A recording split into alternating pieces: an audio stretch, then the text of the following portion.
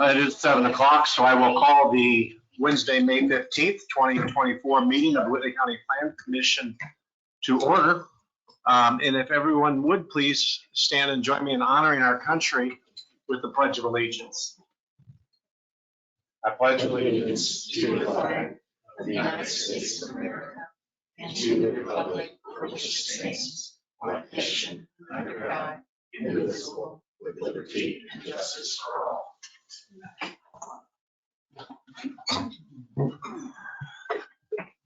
Thank you for that. We will go to roll call for attendance, please. Travis Baker. Here. Chad Banks. Here. Dane Drew. Here. Brent Emerick. Here. Jack Green. Thor Hodges. Here. Mark Johnson. Here. Kim Kurtz-Seslar. Here. Joe Wolf. Here. John Woodmansee. Here. Item 3, consideration adoption of the previous meeting's minutes. Are there any additions or corrections to the minutes as they were presented to you? I've had a chance to review the minutes and did not find any error, so I'd make a motion that we approve minutes as presented. Second. A motion, a second. Further discussion, please. Hearing none, we'll go to the roll call for a vote, please. Travis Baker. Aye. Chad Banks. Yes. Dane Drew. Aye. Brent Emerick. Yes. Jack Green. Mark Johnson. Aye. Kim Kurtz-Seslar. Aye. Joe Wolf. Aye. And Thor Hodges. Yes. Next part that we're going to do tonight is an administration of oath to witnesses. Anybody who thinks that they would like to speak tonight or possibly speak tonight, our attorney is not here yet, so Mr. Bockelman will administer an oath. So if you would, please just turn your attention to him and stand and raise your right hand for the oath. Oh, here we go. We're not going to cheat her out of her responsibilities. So we'll let Liz do that for us. We're ready for the oath, please, Dick, or Liz. Liz. If anyone plans on speaking tonight, if you please stand and raise your right hands. Do you swear or affirm that any statements you make to the commission tonight will be the truth? If so, state I do. I do. That's it. And seeing that we have no old business, we'll move forward to new business. And the only item on the agenda tonight is 24W PUD 1, Joseph Decuis Wagyu Farm. And we are ready for a staff report, please. Thank you, Mr. President. So I'll run through this fairly quickly. What we are looking at tonight is the 108 acres near 100 East and 900 South in section 23 of Jefferson Township. It is owned planned unit development, specifically the Decuis Wagyu Farm. That was approved back in 2022. That PUD zoning is a preliminary preliminary plan with zoning that sets out the uses and standards specific to this area. That was approved as a largely conceptual document. By the code, the next step is to do a detailed planning development plan. That's what's been filed tonight. So what this is basically secondary review. This will establish development details and plan for development. And I will say that this is a bit of a unique situation because the code is really developed for greenfield development, where you actually will be seeing bulldozers and large amounts of development going on. This is already partially developed and relatively low intensity, but it does still fulfill the PUD requirements by having a mix, the intention to be by a mix of uses and so on. And that was what we discussed last night. For everyone's information, steps after this would be there are some lots that will be platted, permitting for various buildings, remodels, infrastructure work going in, and so on. The code does say that substantial development must begin within 5 years. Again, if you keep in mind the idea of it being a greenfield development, it's a way to make sure things happen on a timely fashion. In this case, because it's lower intensity, it's a little less likely you'll see a lot of stuff going on, but the petitioners have more details in their presentation. But initial projects to be expected would be a couple remodelings of existing buildings, a sewer installation, and then, as I said, planning, construction of the two new buildings and so on would be farther out. So again, kind of a unique PUD. Every PUD is unique, but this one even is a bit unusual because of the lower intensity than we might see with more conventional quote unquote development. So that is what we're here for tonight. Going into some of the basics, this is the aerial view. This is the aerials from March of this year, outlined in blue. On the southernmost portion is the bed and breakfast area, and then there in the center is the core of agritourism and the residential area as well. All of which was defined in the original preliminary PUD into 5 different districts. We have the clear area and the orange area being 2 agritourism districts, and again, agritourism is a label, and it's further defined within the PUD code itself. Conservation district is purple, red is the agricultural, and village district, as I said, is yellow. This, for reference, is the table of uses. Need be, you can come back to that, but again, the different uses permitted in each district.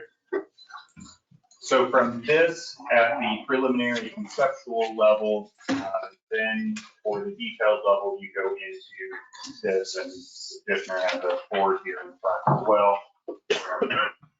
So this is still illustrative, but it adds a lot more level of detail to it. This is closer to being set in stone than before, where it was just one big block. You actually see buildings and labeled there and so on. And again, I won't go into the details of that, but this is the next step down. And then the next step beyond this, as I mentioned, would be platting to, for example, in the residential area, to actually split these out onto their own lots, as the case may be in the future. The other component of it, and this is per code, is to have the utility and site plan. And so this site plan shows the existing and phase 1 of the sewer extension, which is in yellow, blue is existing, and green are future extensions of the sewer. Water is currently handled by wells, and that would continue to be handled by wells. Health department's fine with that. Much more concerned about getting things off of septic and onto sewer, and that was mentioned in the staff report. There aren't that many other utilities out here, and again, because of the low level and partially already developed nature of this, there's not a lot of planning for utilities going on beyond making sure everything is sewer. Just a few comments here about a few of the comments we received during the review. Health department, as I mentioned, requested that sewer be extended to the stables building as soon as possible due to some issues with that septic. Not huge problems, but just easily correctable if it's on sewer. Noted that the manor house, which is the Eshelman's existing home, would need to be connected whenever sewer is extended up there, and that is part of the plan, but you want to make sure that was included. Soil and water, of course, stated that a stormwater pollution protection plan will be required due to the overall acreage of area being disturbed. Even though this is in incremental pieces, the overall area would exceed 1 acre in size, so that would need to be filed. He also had a suggestion about the parking areas, making sure that, or suggesting that low runoff pervious pavement may be used or something similar due to the size. And that would be in line with what they're proposing as well. The county engineer requested or reminded that there is a legal drain maintenance easement in place between the landowners and the drainage board that may need to be revisited, basically before land transfers. There can be a lot of development going on, but prior to it being split and property being sold, it needs to be revisited to make sure it's taken care of. And then finally, a combination between staff and the county engineer, a pedestrian connection between the two agritourism districts. So basically crossing 900 South was also identified as something else needed.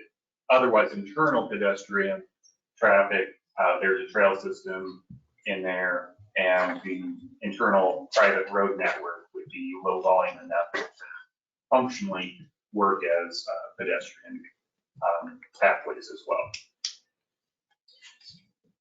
So going to the suggested conditions, just 4 of them. Again, this is a refinement of what it was before, and everything looks pretty in line with what was originally conceptually proposed. This is just another level of refinement, which then again, during the normal course of development, will be further refined during planning or permitting development plan, whatever is necessary at the next stage. So these 4, 1 I just mentioned, 2, 3 years to install the sanitary sewer to the stable as phase 1.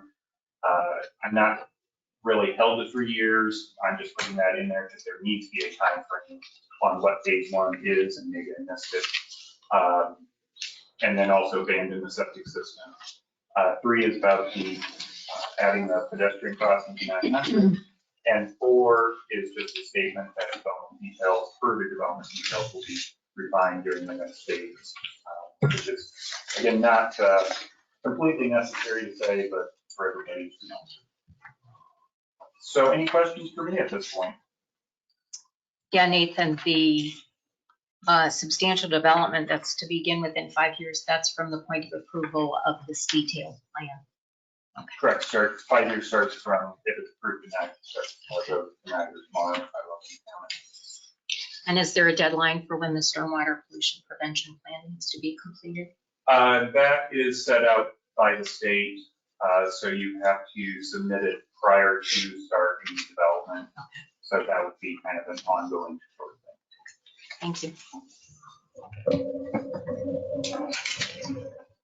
you. Any other questions for Nathan, please? Thank you, Nathan.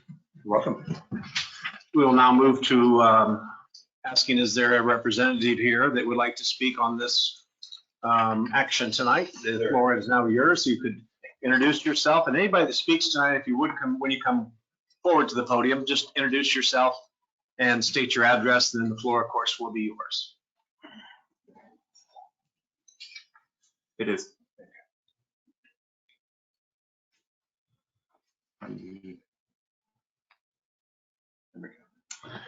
Good evening. My name is Robert Ehrenman. I'm an attorney with Haller and Coleman in Fort Wayne, Indiana. My address is 444 East Main Street, Fort Wayne, Indiana, 46802. I'm here this evening representing the applicant, which is Decuis Wagyu Farm.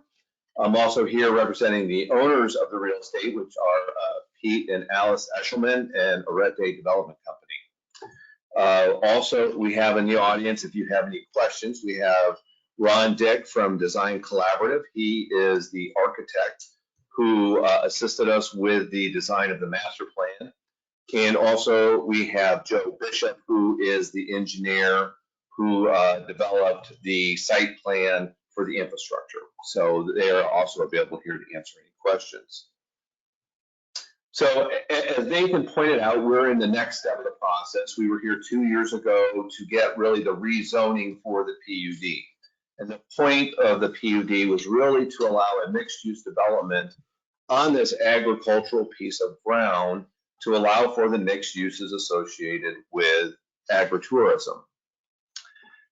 And agritourism was defined in the PUD. But the zoning ordinance requires that the second stage is we have to submit a detailed PUD to the Plan Commission for its review and approval. The legal standard in the ordinance is that the detailed PUD plan must be consistent with the preliminary PUD that was approved 2 years ago. So what we're doing here tonight is we're showing you both, and I'm going to cover what we expect to be the future development on the real estate. Also, the PUD does show the existing development, as Nathan said, and try to give you an idea of what kind of improvements we're looking at over the next 3 to 5 years. So as you can see before you, the detailed PUD consists of two maps. One is the master plan, which is the color map directly to my left. And then also the infrastructure site plan, which shows both the existing utilities where we plan to have sanitary sewer extended, and also certain parking lot and road improvements that are going to be necessitated in the future. As Nathan said, there were 5 zoning districts established in the PUD ordinance. And what I'm going to do is address each one of those districts and kind of break them out, shown on the master plan, to show you the types of development that we believe is going to occur. This is a blow up of Agritourism District 1. And when you're looking at the master plan, anything that is in red is a future improvement. And what you're seeing in this slide, number 1, and it'd probably be easier for me to point than you can look up there. So 1 is going to be the expansion, and this I couldn't get it on the slide. This is what we call the dog's hot restrooms.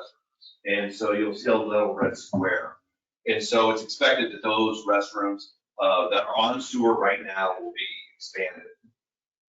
This is the event center, and we expect that there will be a kitchen addition to the event center to be added on to that. What you're seeing here is a gatehouse. Now, what the entrance plan is that the western driveway here will be for employees and deliveries. That will not be open to the public for an entrance. And there will be, the red star is saying there will be signage there saying that is for deliveries or employees only.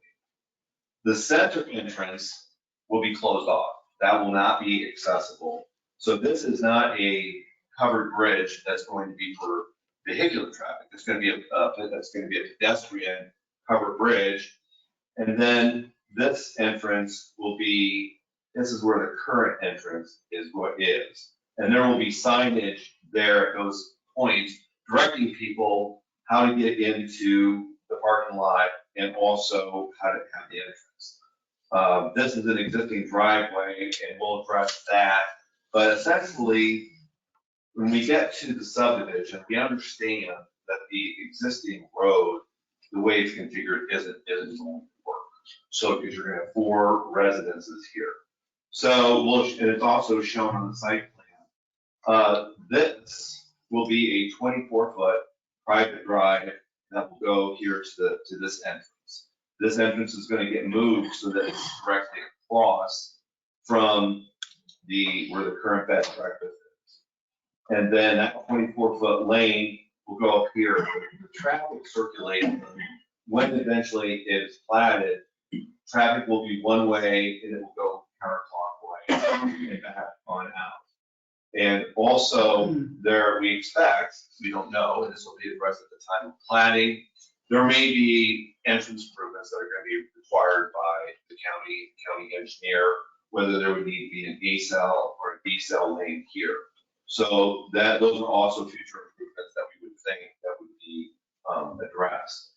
The parking lot, probably a better rendering is over here, is expected to be a little more expanded so that buses could come in here, and this is where they're going to be circulated and directed. This will be, again, a dedicated road solely for the use of the residential. And when the parking lot is expanded, we expect that it will be landscaped, and this is existing landscaping. And I think with the county engineers or, request that the parking lot would have some kind of semi-permeable pavers or something along that line. That's certainly acceptable. They're certainly looking to keep, and I think the main point of tonight's presentation is with all the improvements, they're wanting to keep this agricultural in nature. I mean, the point is to bring visitors, bring people to the farm, and not only see agriculture, but to have events that are, that will bring agritourism there. So I believe I covered, I forgot to, so the first construction that's going to happen, this is what they call the stable. And the stable is currently empty, storage, it's mainly being used for storage. The intent is to convert it to some type of an overnight accommodation. There may be an expansion. And then what you'll see is when that occurs, this orange line here shows the very first expansion of the sewer. So when the stable is expanded and made into some type of overnight accommodation, the sewer line will be extended to the stable to a point there so that it is accessed and ready for the next expansion, which would be through the village district.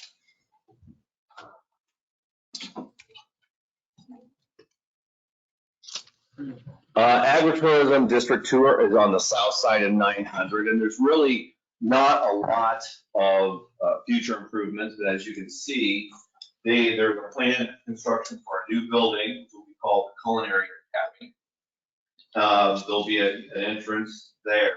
And as you can see, when that occurs, the sewer line is going to be extended south of 900 to be connected to the Culinary Academy.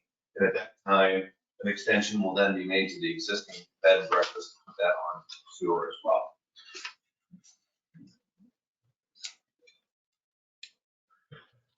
This is probably the easiest slide. The Conservation District doesn't really have any improvements proposed. This area is meant, as the name implies, it's meant to be an area that's reserved for woodlands, trails. There is a cabin without utilities there that could be used for events like maybe campfires or for something with an agritourism event. And there is an existing pond.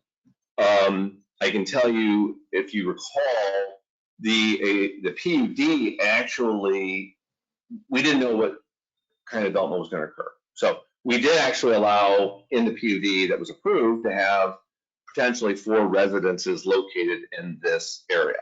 That is not planned, and Nathan can correct me if I'm wrong, but if we were to change that plan, that would be a modification of our PUD, and we would have to come back here to you to give you that new plan. So as of right now, the easiest is the Conservation District is exactly that. It's going to remain wooded in an area basically used for natural use. So this is the Village District, and this is the Eshelman's current residence. And so the first building that we expanded is, this is going to be a chapel. Primarily, it could be used for people on site. It could be, but it's not going to be open to the public. It's not going to be somewhere, they have regular church services. Could be if somebody wanted to use it, as part of a wedding venue, they could do that. But it is going to be a private chapel. It isn't going to be anything that's open to the public where you're going to have that same church traffic on a weekly basis. The proposal at this point is to have up to four platted lots. And again, as I explained, this will then show that the sewer connection at that point will be brought up to there to serve those lots. There will be additional landscaping then proposed around the circle drive. And there's also a proposed, caretaker's house, which could be used for example, if a bed and breakfast is allowed. So if the manor house is converted into another bed and breakfast, Eshelman's might need a place to stay. It might be that. It could be somebody who is also there to take care of it. So it's just a separate residence. But these are intended to be separately platted lots sold to third parties. I will tell you the plan at this point, those third parties are going to be family members. They're not really planning on doing that. Now that may change. So when that occurs, obviously, we're going to have to come in, we're going to get a subdivision plat. We're going to have a subdivision plat that meets your subdivision control ordinance. We're going to have to meet the requirements of your engineer and all the things that you see on a monthly basis. So that is simply showing a conceptual, and we will have to come in for a public hearing and approval for any platting within the village district. And this is the agricultural district. As of right now, this is the working part of the farm. There's nothing proposed as far as future developments. What I will tell you is that we wanted to make sure that when the sewer connection gets here, there may come a time when they might want to extend the sewer here to the cattle farm. It's probably going to take a fairly significant undertaking. You're going to have obviously to cross Big Indian Creek. And we're simply showing that as a future option in the event that that would be used for agritourism events, whether or not there would need to be a restroom actually installed there. So we're showing that as a future potential expansion, but I would tell you that that is not expansion that probably is going to happen within 3 to 5 years. So we're showing the expansion. And then, I think I've covered the site plan in fairly significant detail. I am just going to cover some highlights because it's required by your ordinance. All of the sewage currently being treated on site is currently being treated either by Aqua Indiana or one of 2 septic systems. The reception barn, the farm market, the restroom building are currently serviced by utilities, and the sewage load flows into the Joseph Decuis pump station, which is located south of the reception barn. That is a slide that has a lot of small print, and a lot of it is already what I've talked about: the sewer being extended to the stable, to the residential sites in the village district. To do that, a lift station will have to be installed to extend the sewers. And the lift station is what's actually going to make the extension of any sewer to the agricultural district possible. The Joseph Decuis Bed and Breakfast is currently serviced by a septic system, and will be connected along with this Culinary Academy to the new sewer once that is established. As Nathan pointed out, there are no public water facilities in the area. There's no water lines. It's all served by well. We understand the comment and the condition that in fact that the Indiana Department of Health may, or depending on different requirements, may require something more, and we'll certainly follow the Indiana Department of Health on that. But as of right now, each new building is an expansion is planned to be serviced by well. With regard to stormwater, again, we're not really, other than when the parking lot is expanded, and with the pavers, there's really no significant amount of new drainage or that is going to be required. However, we may need drainage when we come in for the subdivision plat. That could be, the stormwater could be detained in the existing village pond. Certainly there are other areas on the real estate that if we need additional stormwater detention from any of the improvements, it would certainly have room to do that. Again, we'll address that when we come in for the later approvals. Any new development is going to comply with any local or state stormwater detention requirements. The new farm entry road is planned located directly across from the inn. The road, will be, as I stated, will be 24 feet in width. We'll curve around the octagonal barn, follow the path of the existing road to the southeasterly cornerly loop. The loop will remain 12 feet. There will be one-way traffic. There'll be a new entrance sign. Parking, and I think I've already covered this, parking for the farm guests will be routed on County Road 900 South at the intersection of the new entry drive. The gravel lot on the west entrance road and the grass overflow parking on the east side will be added. The existing easternmost drive of the farm will become a dedicated parking lot exit only. The center farm entrance will remain closed, and the western will be reserved for employees and delivery traffic. We'll cover landscaping quite a bit. I covered the parking lot landscaping, but we really don't, I mean, if you've been out there, it's heavily wooded. The existing trees are going to be preserved, and there really isn't a lot. They would like to keep it natural. They like to keep it looking like a farm.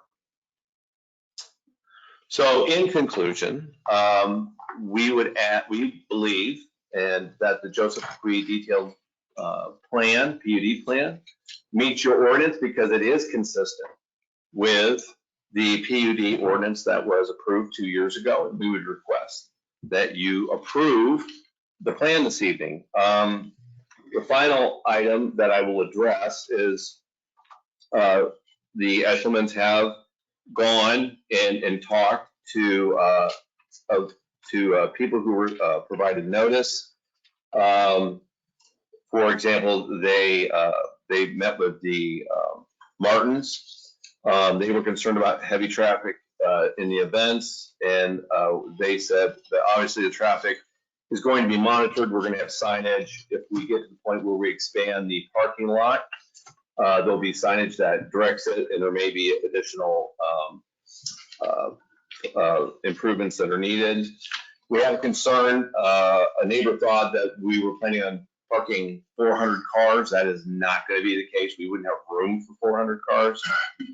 Currently, they have room for 140 cars, 70 in the lot and 70 in the overflow. And that would plan to be consistent other than just to keep the parking lot improved. I could say that for the most part of the neighbors that the Eshelmans talked to, most were overwhelmingly in support of the project, except for those concerns. If there are additional concerns here this evening, we'll certainly address those. And at this point, if you have any questions, I would be happy to answer those. I guess I have just a general question about the village district. I knew that you guys were doing like a little subdivision. Is there some sort of agreement that those houses that are sold off to the third party family members, is there an agreement that those go back to the farm, or the farm will purchase those back if the family decides to sell? I don't know that that has been, that certainly has not been raised. To do that, what you would have to do is we'd have to, part of the subdivision process, we'd have to be in the restrictive covenants. We can't make somebody sell their house to us. So as I said, right now, the homes are planned to be sold to family members.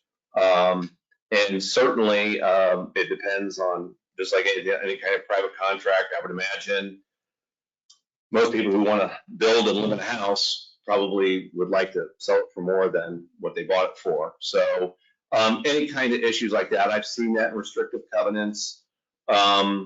So I can just tell you that we haven't gone that far in, but certainly by the time we come in for a subdivision plat, that would certainly be something we would think about.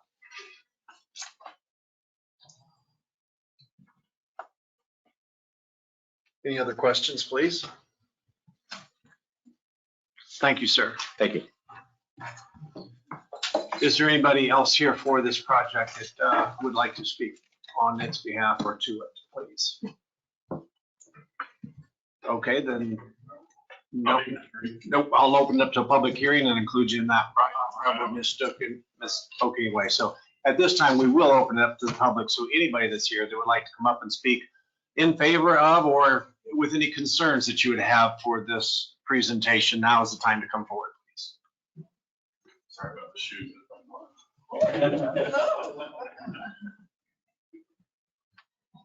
Brian Bauer, 8530 South 700 East. My boys designed these shoes for my birthday to be silly, so I had to wear them.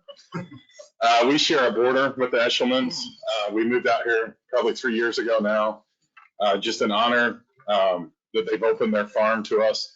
It was cool to walk through this actually, because it's where we fed cows. My 10-year-old, my 12-year-old, my 14-year-old, that's where we go kick around in the creek and we see wildlife and we hang out all the time. They've been fantastic stewards of the property.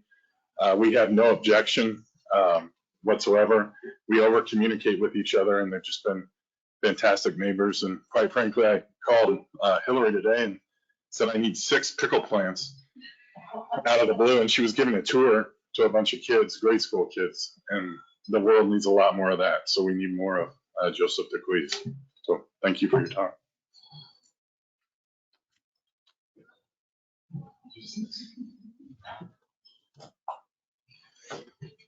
Anyone else, please?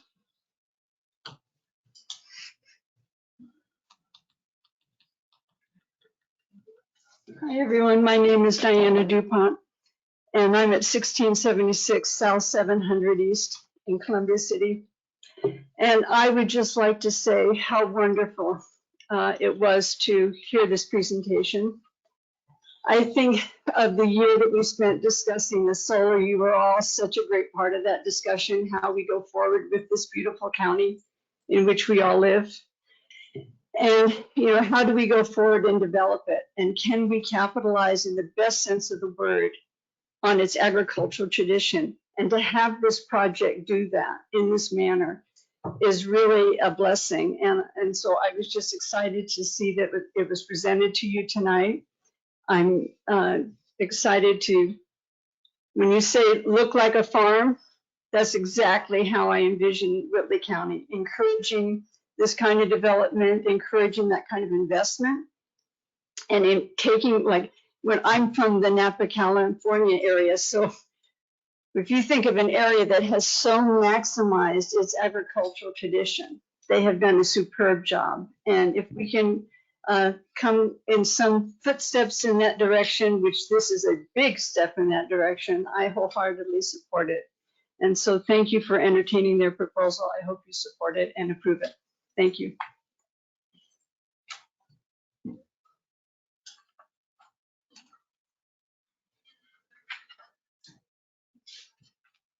Anyone else, please?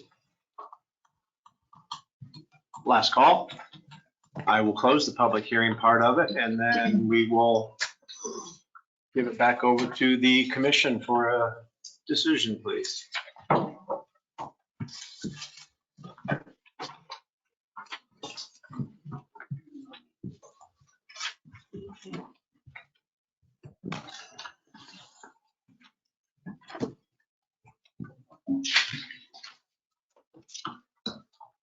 I guess I didn't see anything that stuck out to me that was different than their preliminary PUD plan. Did anybody see anything as far as that goes? That there hasn't been any significant changes or anything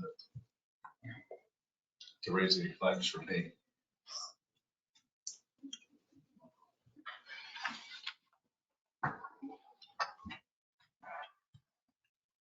I agree.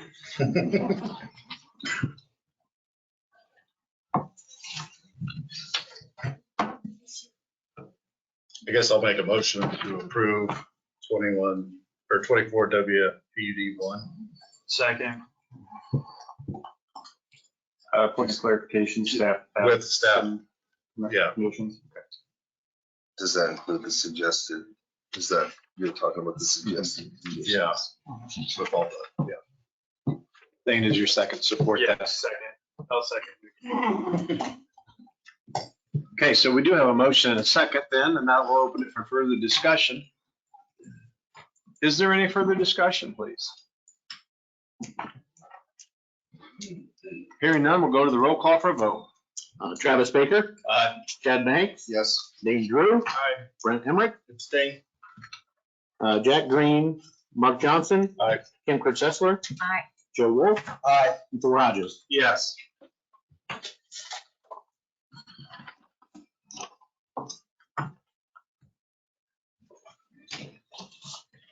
Okay, moving forward to other business, we have nothing. So I'll ask the commission at this point, is there anything any member wishes to bring forward for the good of the cause, please?